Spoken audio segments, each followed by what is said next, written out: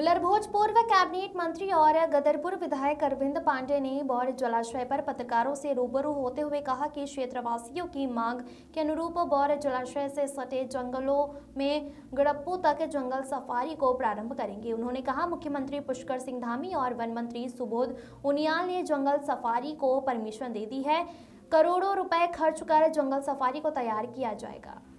Corbett park की तर्ज पर जंगल सफारी को बनाया जाएगा। जगह जगह पर्यटकों के लिए गेस्ट हाउस भी बनाए जाएंगे और पर्यटकों के लिए सुरक्षा व्यवस्था के पूरे इंतजाम भी किए जाएंगे। जंगल सफारी में आने वाले सभी रास्तों को दुरुस्त करने के निर्देश दिए गए हैं, जिससे जगह क्षेत्र में पर्यटकों की आवाजाही बढ़ेगी। वहीं स्थानीय लोगों को रोजगार भी मिलेगा। साथ ही साथ स्कूली बच्चों को जंगल को जाने का अवसर भी प्राप्त होगा।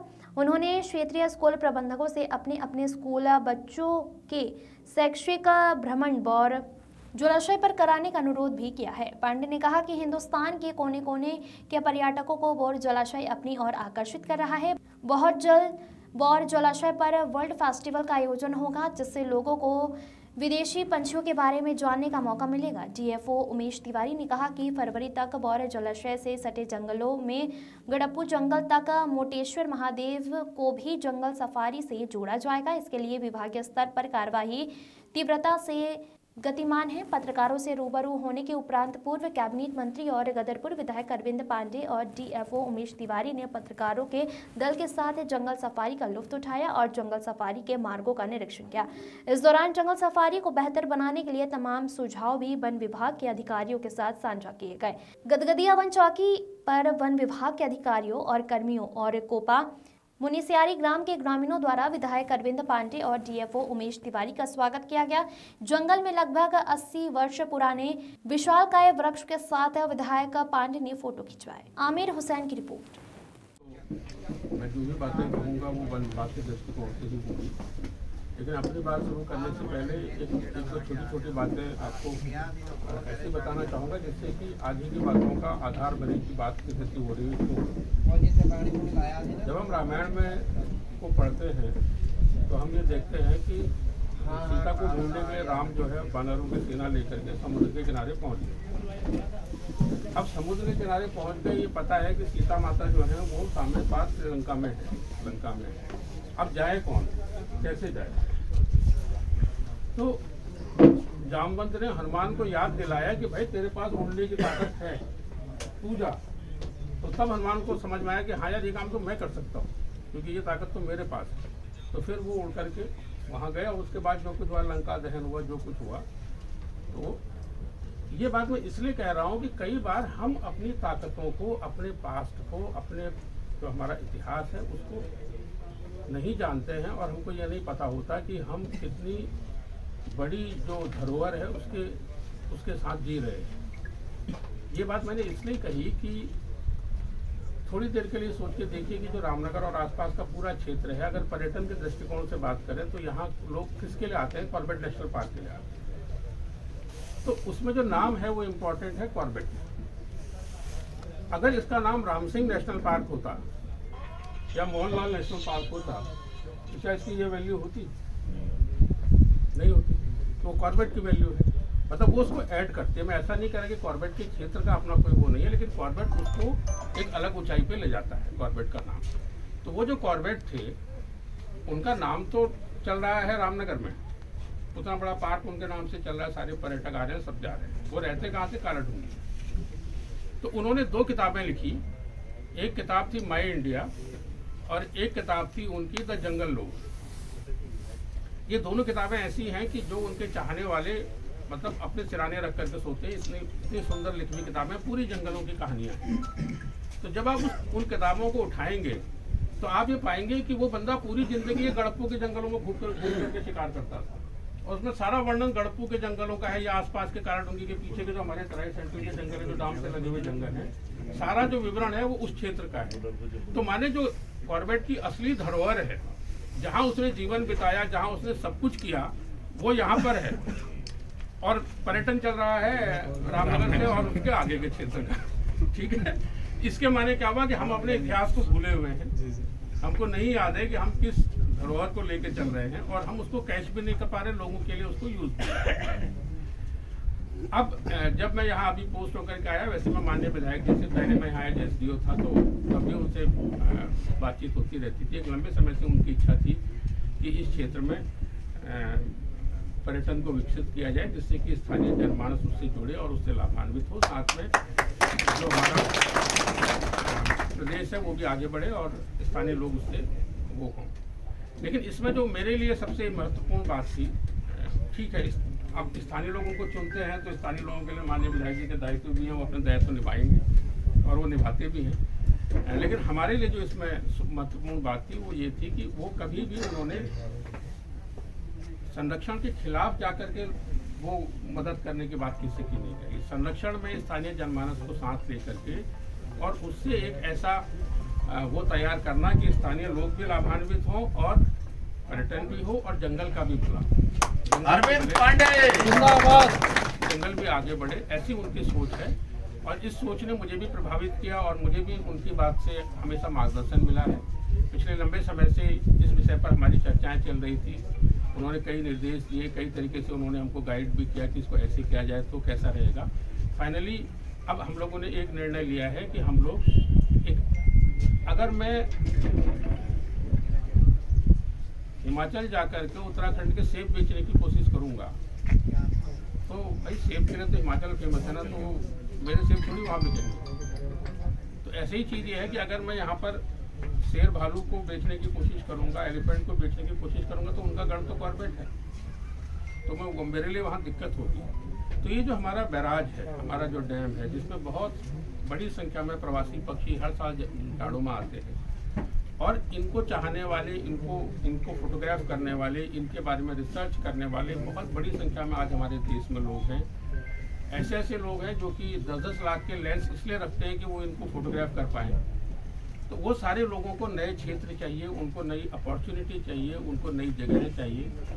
साथ में यदि उसके साथ हम उनको जंगल में सफारी का भी मौका देते हैं, तो वो उस कॉर्बेट का जो हमारी विरासत है, जिसमें कभी कॉर्बेट घूमता था, कभी वो अपने पूरा शिकार भी करता था, संरक्षण भी करता था, तो उस क्षेत्र को भी जानेंगे, उस क्षेत्र को भी समझेंगे और साथ में जो वहाँ रहने वाले वन्य जीव हैं उनके भी दर्शन कर पाएंगे। हम देख रहे हैं कि पिछले सालों में राज्य में जो है मानव वन्य जीव संघर्ष बढ़ा है। हमारे जो किसान भाई हैं वो भी प्रभावित हुए हैं प्रतिकूल रूप से। जनता में भी बहुत सारी दुर्घटनाएं अक्सर हो जाती हैं, आप सब लोग अखबारों के माध्यम से पढ़ते होंगे।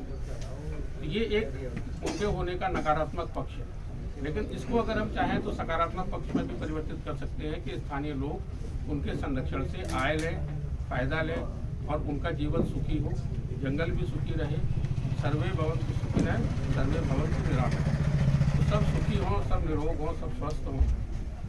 तो इस भावना के साथ और जंगल के जीव भी भगवान की ही देन है, तो उनका संरक्षण भी हमें नहीं करना है, कोई और तो आएगा नहीं। तो आप लोगों के सहयोग से, माननीय विधायक जी के मार्गदर्शन से एक आज हम शुरुआत कर रहे हैं। विधायक जी आज उस क्षेत्र को देखेंगे जिसमें हमने प्लान किया है सफारी का। उनके जो भी सुझाव होंगे उनको भी हम उसमें समाहित करेंगे और यही प्रयास रहेगा कि किसी भी तरीके से न सिर्फ वनों का संरक्षण हो, बल्कि वनों के संरक्षण में जनमानस की भी सहभागिता हो, वो भी लाभान्वित हों और जंगल भी लाभान्वित। हिंदुस्तान के कोने कोने के पर्यटकों को अपनी तरफ आकर्षित करने का काम इस पर्यटन केंद्र ने किया है। हम लोगों ने हमेशा महसूस किया है कि जो पर्यटक आते हैं वो मात्र नाव में घूम के यहाँ से चले जाते हैं। तो हमारी कोशिश रही है कि जो पर्यटक आएँ उनको जंगल सफारी का मौका भी मिलना चाहिए, उनको पक्षियों के बारे में जानकारी करने का मौका भी मिलना चाहिए और स्पीड बोट में बैठने का मौका मिलना चाहिए और साथ ही गुलर भोज की जो प्रसिद्ध और फेमस जो मछली है, जो लोग मछली खाने के शौकीन हैं उनको मछली खाने का मौका मिलना चाहिए। तो इस कड़ी में स्पीड बोट की व्यवस्था हो गई, मछली की व्यवस्था भी हो गई है। यहाँ विश्व के प्रसिद्ध पक्षी ठंड के दिनों में आते हैं, तो उनके बारे में रिसर्च करने वाले विदेश के कोने कोने के लोग विभिन्न देशों में जाते हैं। लेकिन हमारे वन विभाग के माध्यम से, हमारी सरकार के माध्यम से, वन विभाग के अधिकारियों के माध्यम से एक बर्ड फेस्टिवल का आयोजन भी बहुत जल्दी होने वाला है। आज जिस चीज़ के लिए आप लोगों को बुलाया गया, मैं आप लोगों को बधाई देना चाहता हूँ कि क्षेत्रवासियों की मांग के अनुरूप आज इस पर्यटन केंद्र के साथ साथ हम जंगल सफारी का काम भी प्रारंभ करने जा रहे हैं। मैं आपके माध्यम से जितने आसपास के स्कूल के प्रबंधक हैं, एसएमसी के लोग हैं, मैं उन सब लोगों से निवेदन करना चाहता हूँ कि नई उम्र के जो बच्चे हैं, स्कूली बच्चे हैं, उनके टूर यहाँ आने चाहिए। जब वो बच्चे जलाशय में जाएंगे, जल के बारे में उनको जानकारी होगी, मछली के बारे में जानकारी होगी, जो जल के जीव हैं उनके बारे में उनको सीखने का मौका मिलेगा। और जब जंगल सफारी के लिए जाएंगे तो बच्चों को नई उम्र में जंगल को पहचानने का, जंगल के बारे में सीखने का मौका मिलेगा।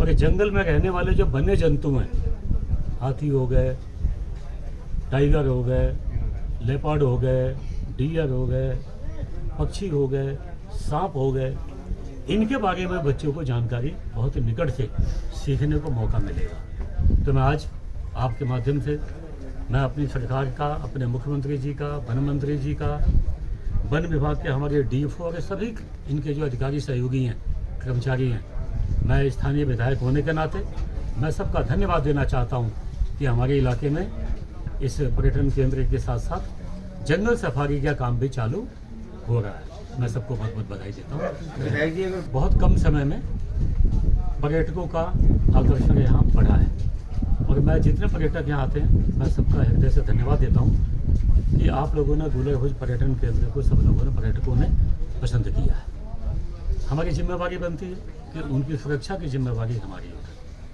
और मैं स्थानीय लोगों का धन्यवाद देना चाहूँगा कि इतने पर्यटक आते हैं और ये स्थानीय लोगों के सहयोग से ही आज तक कोई अप्रिय घटना नहीं घटी है। कुछ घटनाएं ना चाहते हुए घटी हैं, उसके लिए पुलिस ने अपनी कार्रवाई की है। और आगे भी जो लोग सकारात्मक सहयोग करते हैं पर्यटन केंद्र को बढ़ावा देने के लिए, मैं उन साथियों का धन्यवाद देना चाहूँगा। लेकिन जो उपद्रवी लोग हैं, मैं आपके माध्यम से उनको सचेत करना चाहता हूँ कि जो लोग गलत मानसिकता की वजह से इस पर्यटन केंद्र को बदनाम करने की कोशिश करेंगे तो निश्चित ही पुलिस उनको बख्शेगी नहीं, अपना काम करेगी। कानून के दायरे में पुलिस निश्चित ही अपना काम करेगी। ऐसे लोगों को बिल्कुल नहीं बख्शा जाएगा। राइट, हमारा प्रस्ताव शासन में लंबित है और पिछली बार का मुझे अनुभव है, पिछले 1-2 साल से यहाँ पर्यटक हजारों के हिसाब से नहीं, 31 के दिन, एक दिन पहले एक दिन बाद में 1-1 लाख लोग भी एक दिन में आए हैं। ऐसा जानकारी में हमारे आया है, अनुभव में आया है। मैं जो शासन में यहाँ की स्थायी चौकी बनाने का जो प्रस्ताव है, मेरा प्रयास है, मैं बहुत जल्दी मुख्यमंत्री जी से मिलकर यहाँ स्थायी चौकी का प्राविधान हम करने जा रहे हैं।